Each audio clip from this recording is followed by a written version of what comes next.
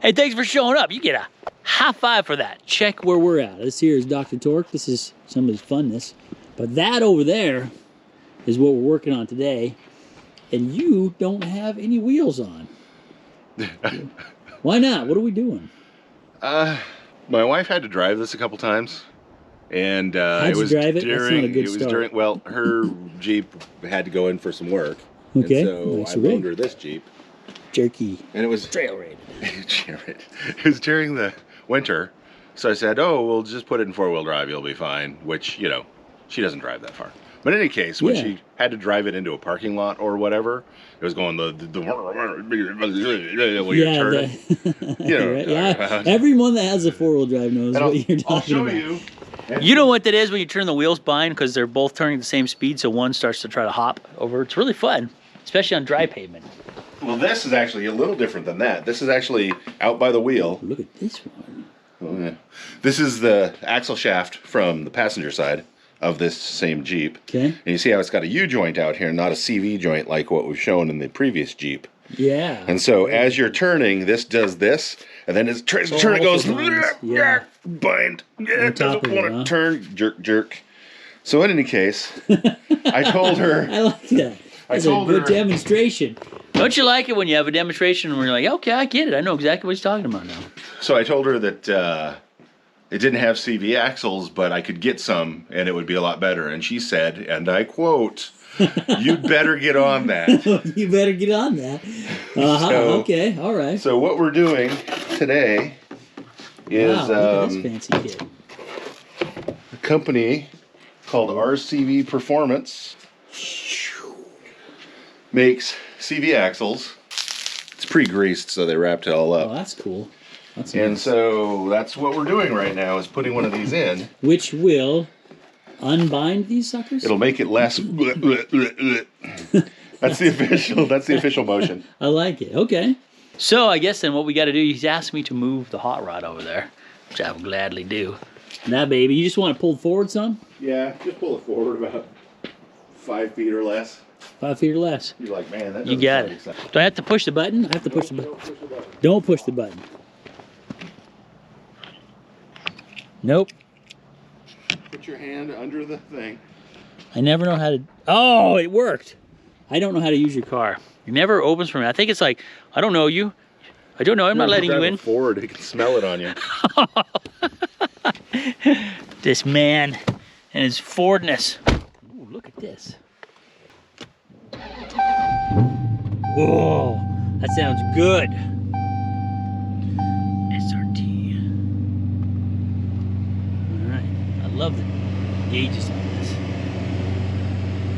All right, let's pull the sucker forward.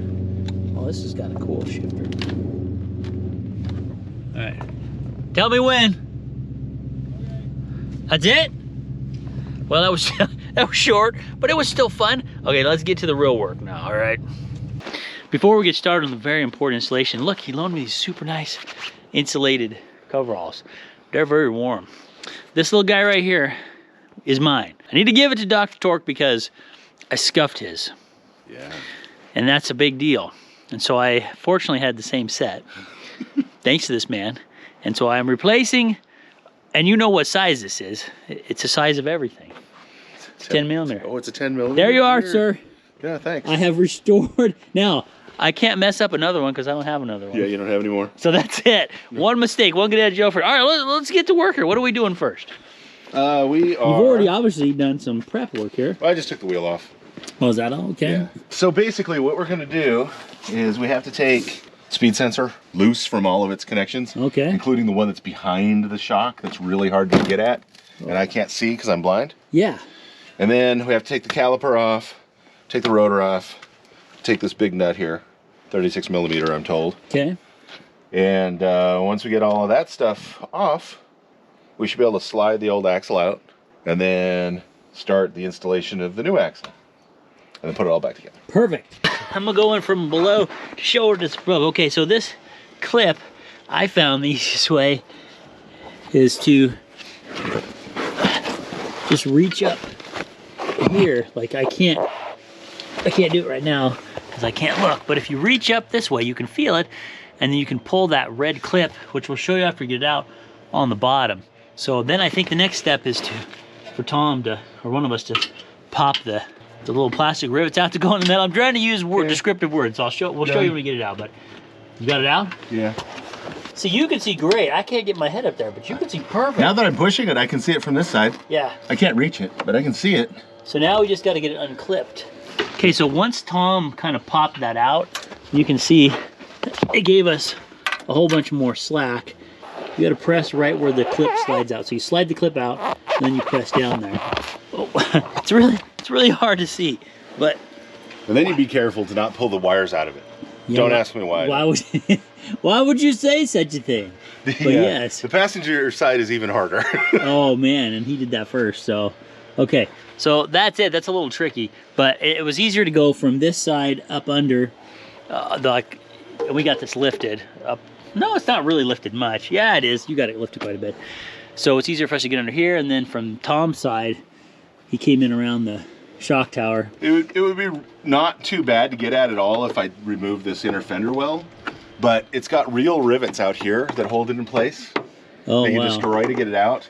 And then it's got these too that you got to pop out, and a lot of times you ruin those too. So yeah, so we're trying not to. We're trying not to. So I think that was a lot better. Okay, so then you got to pop this loose a couple spots here. So like see those clips there. There's a clip there, and just sort of feed it back down and around.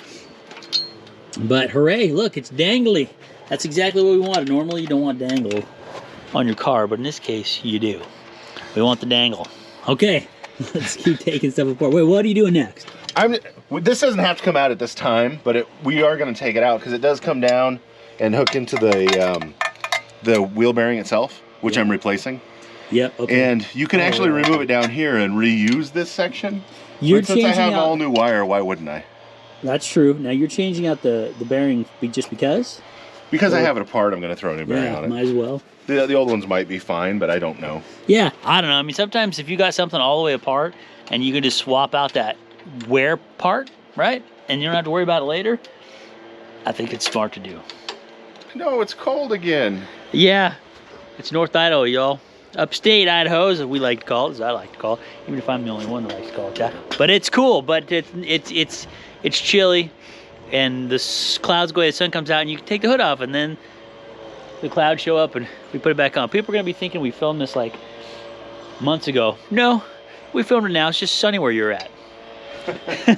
So what are you doing now? Okay, so the first thing we're gonna do as I start to take this apart is I'm gonna take the caliper off. Caliper's gotta go. Permanently gone. It's just extra weight. Yeah. Rear brakes will be fine. Just downshift when you want to slow down. That's right. Just you know, it's just like e-brakes. Okay, so you're taking that off, which is how? Well, I'm gonna, right now, this particular one takes a 15 millimeter wrench just to hold this from spinning. Otherwise, a lot of times this adapter thingy spins. And then I have a ton of stuff in the way. Look at all this cool parts. 10 millimeter, right there, baby. Shiny and nice, and not messed up at all. How did I even mess that up? I don't even remember what I did. I don't remember. I think you were hitting it with a hammer.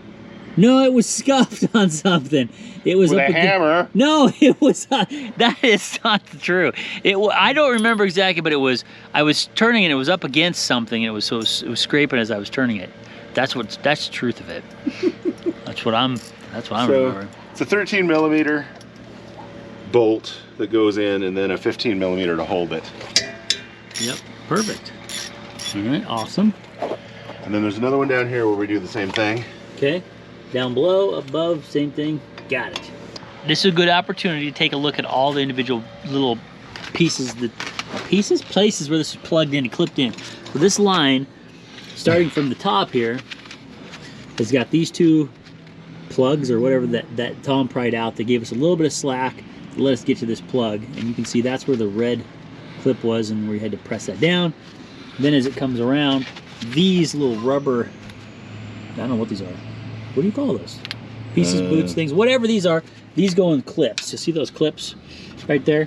And you work your way around with a bunch of those. There's a couple more that plug in here, and then it plugs in here, and here, one there, and then it's in there. So you just got to trace it a little bit at a time. Just be careful with that. Don't step on the brush either, and just take your time with that.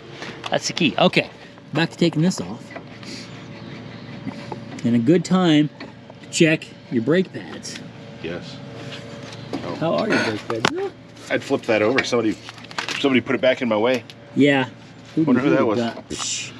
I don't know. Oh yeah, this is a great tip. See what he's doing with that zip tie right here?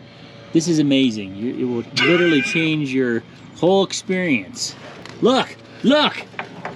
Is that not amazing? I'll do the amazement hand thing. That's amazing. Woo! See, that's great. It's up, it's out of the way. It ain't gonna fall down. And you don't even have to trim the zip tie in this case. It's perfect. So now we can see how thick the pads are. Yep. Which is at least half worn, probably more. They're not worn down though, so. And that's an easy one to change. So I suppose this is one of those instances where you might say, well, shouldn't you change that part out? But that's pretty easy to do. Not like a wheel bearing. Are you changing them? And the rotors. Oh. And the wheel bearings. What? You're changing all that? Well, it's a part.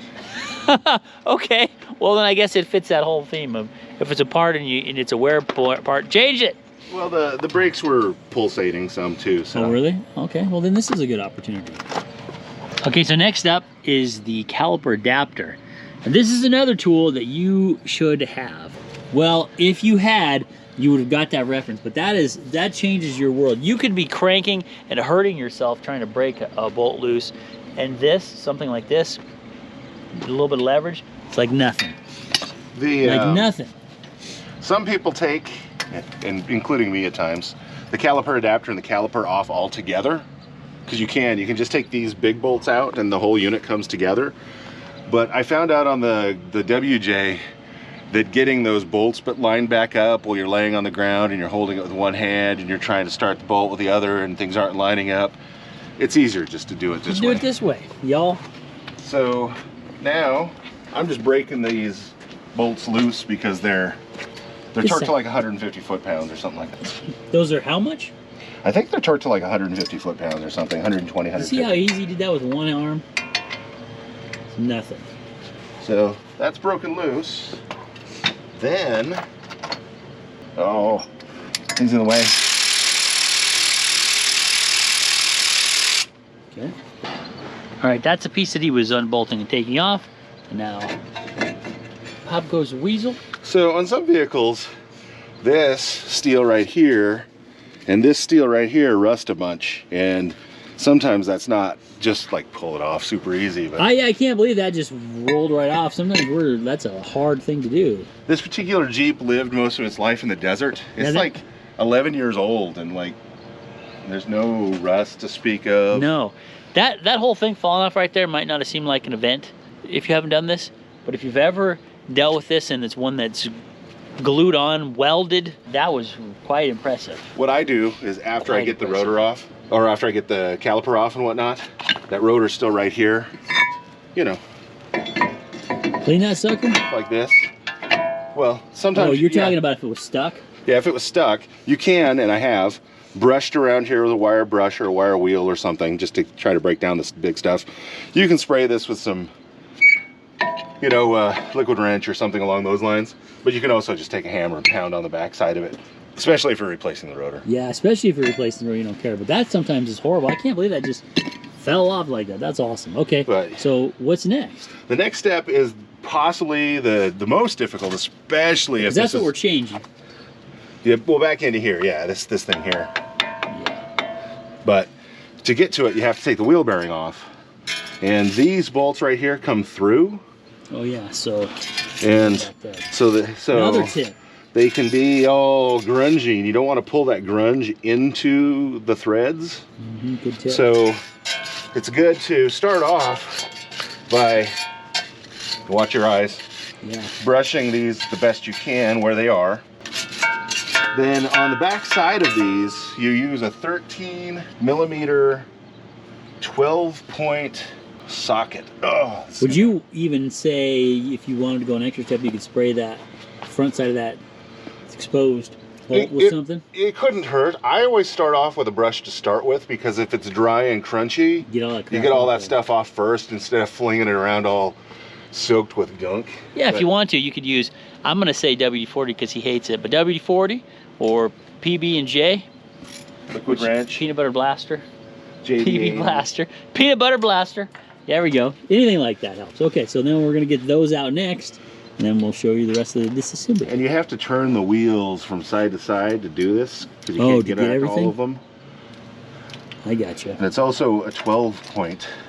Yeah, and that's you want to important make sure you to know. get It's a 12. 12 point. You need to get that on there as far as you can, so it doesn't just try to strip those things. Yep. Get yourself a 12 point. So then, the secret sometimes on these. Yeah, he does. Yeah, if you don't have the cheater bar that works on that one, you make your own cheater bar. See how easy that was? You would have never been able to do that by hand. It just, or I wouldn't want to. That's so much easier. Cheater bars. And it's the way of the future. You have to be really careful with these too. And I'll show you the bolts once we get them out, but they go through a really, you know, kind of about that far of going through steel to steel. And if that rusts up in there, you can just snap that head off. So you have to be really careful to make sure things are actually moving. And then on these, as they're turning, I take keep doing it, yeah, because keep doing it so you get the back side that you couldn't get before. Yeah, I couldn't get to the whole part of it to start with. Good tip. Good tips, Dr. Torque.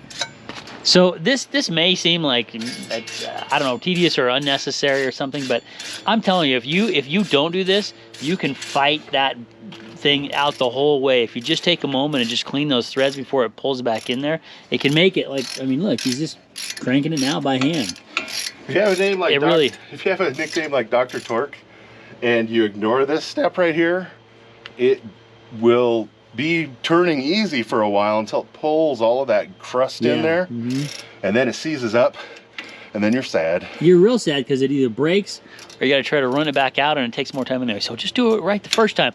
Like my dad always said, if you're gonna do something, do it right the first time. I hated when he said that as a kid, because I'm like, I am doing it right. He's like, no, you're not. Well, you know what? It's true. It's true. You know when I pulled this forward earlier? And I pulled it like a few feet, and then I was like, oh, that's it. And then I got out. Do you know what he said? He said, that's all the further I can let you drive this because it's a Mopar. It's got so much power. He's not used to that driving a Ford. It would have peeled out all over the place, slid sideways, hit that tree right there. Is that how that would have went down? You see what I deal with? The truth? Oh my gosh. Can you not handle the truth? Oh my God. This is all the time. It's all the time. It's okay though. It's all good. So the next thing we're going to try to do is get the hub and wheel bearing assembly out of here. And so a lot of times this kind of presses into like a socket. So this is like this on the knuckle, and the wheel bearing presses in kind of tightly. And over time, a lot of times they rust together. Yeah. And so this part right here, we're trying to move this direction. Okay. So anything on the other side of this plastic shield, we're trying to move that direction. Okay, and so one thing I've done is I've taken these bolts partially out, but they're still threaded into this wheel bearing assembly. Yep. And so what I'm going to do is I have a socket on here still, so I don't beat on this and ruin my ability to get a socket on it. Yeah. And then I don't want to beat on the socket itself because I did that the other day and it wasn't good. Oh, and yeah, I don't have any replacements. And so I have an extension, which is a lot easier to get my hands on, you know. Yeah, to replace it. And so I'm just gonna hurt it anyway. Just gonna do some tap, and I see a little crack. Starting to move a little bit, probably. I might need a hammer with a smaller head. There's the other end of that thing we're trying to get to. Yes. So this actually, I think, takes a 5mm Allen wrench, like hex head socket, and then this should slide out. So you shouldn't have to pull this all out, but a lot of times this rusts into this. So when you buy a new wheel bearing, at least for this, the one I bought, it comes with a new sensor and wiring. Got it. So you took all that loose just to make it easier to have slack on this. Yeah, well, it has to be done at some point. So I started with the hardest part first. I like it. Why not? Because that up there is the hardest part. There we go. This is starting to get loose between there, so it means I am moving it a little bit. But you probably have to see it from this angle right here. You can remember? Anyway, mouth harp. Okay. So I'm going to turn the wheel the other direction and all right. get things. That's all the fun angles I have for today. Now that I have a tiny gap here for my tapping, Don't use a screwdriver for this. Uh-oh. Well, I didn't do it, so... You didn't see that. Ooh, No. look at that. I burst the side of it off. Oh my goodness. I had this screwdriver since I was like 15 years old. Oh no, really? Well, you know, that's why I was using it, is it's a crappy old Oh screwdriver. yeah, okay. I thought it was like, it's sentimental, no. So we just had a very nice, we had some movement, not that kind of movement, a different kind of movement. It was good too though, right? And I think we're about ready to take that off. It was a little rusted on there. It's a good example of the challenge that one has. I'm not quite ready. You can see the wheel bearing is now Oh, look at that. out of that. So down in here, you can see how it's a little rusty here. Yeah, that's your problem right there. It's like welding, man. Like literally like welding. It fits in there tightly to begin with. Yeah. And then it gets a little rusty and gets harder to get. So before we do that, we're gonna take this big socket off. Okay.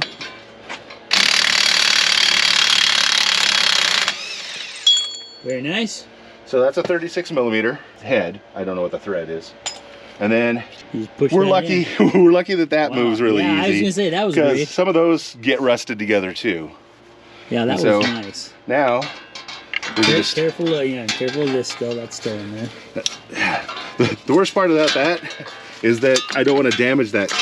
Does that just drop down? Okay. Well, Yeah, there we I just go. didn't want to bend that much because Oh, I don't think I bent it too much. yeah, we both bent it a little bit. But, Did we? Oh yeah. man. But it bends back. But so anyway, Yeah. So now this feeds out ever so. and I just leave this kind of how it is because we have to reuse this shield. Okay. So I just put it aside with the shield for now. And then, doo-doo-doo. Ooh, it even sounds interesting. Well, there's plastic things in there. You see those? Those are to keep it centered in this housing while you're trying to insert it into the differential. Oh, that's cool. I didn't know that. That's it. That's the old And one out. you're done. Leave that out And then and drive save it. weight and save restrictions and just drive. Oh, you can see down there. Cool. Hey, I'm getting some good shots on them. They're going to be amazing. Yeah. Okay. What do you call when you put a bunch of different shots together? Not a combination, not a A compilation? compilation. Yeah, whatever that is. More. It's thinking about it. That was harder. Do I need to go harder? Yep. Oh, we almost had it. Okay. Okay, harder. I think we got it. I didn't hit his hand. And the block stayed. We've used that block for a lot. We are burning through a lot of tools we've had for a long time on this project, but it's getting the job done. Now Is it's it? firewood. Well, It I came hope apart. so. Wait, it came back out? Yep. No. Yep. Ow. Keep going. You all right? We need a different block. This one's dead. You killed the block, and it won't go in. Over there might be a pressure treated 2x6. Okay, here's what we're doing though. We're gonna try something a little different here. It's pretty cold out. It's actually pretty chilly, so we're gonna try to heat this up. We think that's probably causing a lot of the issues, or we hope. So that's what this man's doing right there. And we'll find out if it works in a moment. Ready.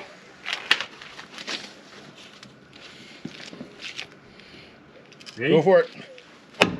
Ow. Nope. More again? Yep. More. More. More.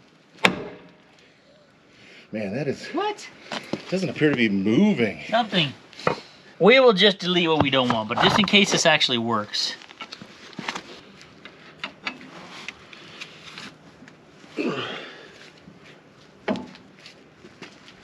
Yeah, you almost got it, man. Oops, hold on, that was my fault. Crap.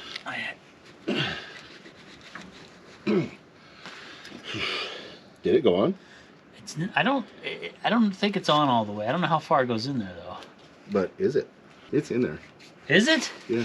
We got it. Okay, so I think it was tool sucks. yeah, I'm not sure. This holds it way too far out, which keeps the splines from engaging in the rear. And that's what's binding up and hitting. So yeah, because we did it with I think a little bit of heat and just like I was prying. I don't even know if we would have needed the heat if we Really? would have just done that. Wow. Yeah, there's no way it should have been that hard. That was way too hard. Something was binding up, and maybe that tool keeps it out just a touch too far. I think well, it does, we got it. It doesn't let it engage with the spines in the differential. Yeah, and so that's what we're fighting against. Well, it's done. So perfect. Step complete. Yeah, the hardest part. The hardest part, apparently, yeah. So what's next? Put it back together. Okay, put it back together. So unless we were somehow using that tool incorrectly, which if you know, or manufacturer, if you're watching, you want to let us know, we're open to feedback. I think it should be trimmed down a little bit. I would take about half of this off. Of yeah, so that maybe have it only be that deep. Yeah, I think that's a good call, because then it allows those splines to engage and not be fighting against that. That's obviously what was happening, because once we did it ourselves, but see, you can't do what we did unless you have help, because I was prying while he was pressing. So to do it with the tool, you just need to shrimp it. Okay, so but let's talk about this. This is a good example why, if you have it this far apart, like Tom was just asking me, what would I do? Would you buy new bearings? I would. If it's an unknown vehicle, or even if I had it and I have a certain amount of miles on it, if it's a part and you got to assemble it, whether with the old part or the new part, what's the difference? Get the new part, if it makes sense. I think in this case it does. Yeah, I have no idea how many miles are on this bearing. Yeah, or what they did on that bearing. This vehicle has, well, you can see it's greasy right here, so it might have been leaking, or it could have just been getting... That's true too. But I don't see somewhere where oil would have been coming down on it. That would have been like right here. Yeah. So in any case, so yeah, what he's saying is that because there's some grease down there, so it shouldn't be grease right there. So just another indicator of like, hey, it might be good. That's so crazy to see that orange pumpkin right there. That's what it looks like. Pumpkin. I like it. Oh, okay, sure. But it's what are you talking about? not rubber, which is my favorite part, even though that was hard to get on. But now we know. It wasn't hard. Now you know. Yeah, once we figured it out, exactly, it would have been easy. You'd have been able to do it no problem, which you will after watching this video. I'm sorry, my hood's gonna cover my face. It's so rude. Yeah, look at that shiny new one. Got new wires and everything. New speed sensors. Yep. That's cool. One thing you're just talking about is this plate can kind of go on either way. It is directional, so it doesn't, but it looks like it. And the way to tell, see how there's a little lip that curls up here? All the way around this. That points what? That was towards the inside of the vehicle? Someone had this on in the wrong position at one time, though. Oh, really? Because this is what we were just screwing around with. That spot right there lined up with this hole, but this did not. But this is the actual correct way. Now it lines so up. somebody had this on backwards. Oh, man. Well, we're correct. So we know this has been off before. Yeah, that's interesting. All right, look at how nice that looks. Here's the nice new shiny one. I ended up getting a good deal on some that are from Dana Spicer, the actual manufacturer of this axle. Oh, wow, that's cool. I got a really good price, like surprisingly low. And when I got it... He's really good at that. He's very, very good at finding it. It actually has the Chrysler part number on it. Oh, dang, man. So it's manufactured by Ilgen, has the actual Chrysler part number on it. So most likely it's the same one you'd get if you went to Chrysler and took it out of one of their boxes. Sweet. Home stretch, Dr. Torque. Home stretch. Get this sucker together. Oh, are you filming? I was yes. Sitting here whining. No. It's good. That took a while, so now we're going to just start slapping this together, and we'll show you piece by piece as we go, but not in a boring way. So stay tuned to see what happens. It's us from the future. Come back in time to tell you about the mod. Remember this tool? And remember how we were saying that maybe it would work a lot better if it was trimmed? Well, Dr. Torque has been doing some work, and you can see there's assembly done here, and he's done a little modification. So yeah, there was just no chance that this was going to work. It didn't allow the axle shaft to go in far enough to actually, go into the differential itself. So as I was with it spaced out this far, that the axle shaft itself was hitting something. It wasn't going into the differential. So I trimmed exactly 1/2 inch. Exactly. Look how precise that is. That is pretty darn precise. For me it is. I used a cutoff wheel to take off 1/2 inch of that. You did that with the cutoff wheel? Yeah. That was pretty darn good. And well, I made some marks and then tried to connect the dots. Look at that. That's pretty darn even around there. I'm impressed. I used a silver Sharpie to make little marks. You can see one of them right there that I Oh, yes. So I just kind of, whatever. Precision. Anyway, I cut that off and then slid this back in there behind that, and then with the zip tie in there to to allow air to escape, I was able to just push, just easy, firmly, and it just went. You could hear the air escaping. Oh man! And it just bloop right into place. That is awesome. So that is awesome. I don't know if I got the wrong tool packed in my box or what, but this worked 1,000 times better than the other one. And again, I don't know if the manufacturer will watch this, but if you do, tell us. We're open. Maybe we got the wrong one, but that was a great tip in case yours is the same way. Okay, back to the past from the future.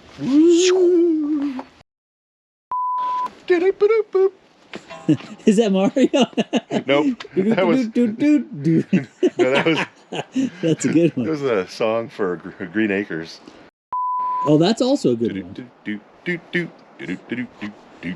That is a good one. I missed it. See this long thing he's prying himself up on, like staff, like Gandalf? I thought that was a pretty good reference. Once again, it's a movie I haven't seen, Jake. You and your nerd. He hasn't seen any of the Lord of the Rings movies. Who hasn't seen those? Did you just raise your hand? Yep. Too bad you can't go. Wow. Am I a ghost or am I... Wait a minute, I'm from the future. I don't know what that makes me. Yeah. Woo! Ghost to the future past, man.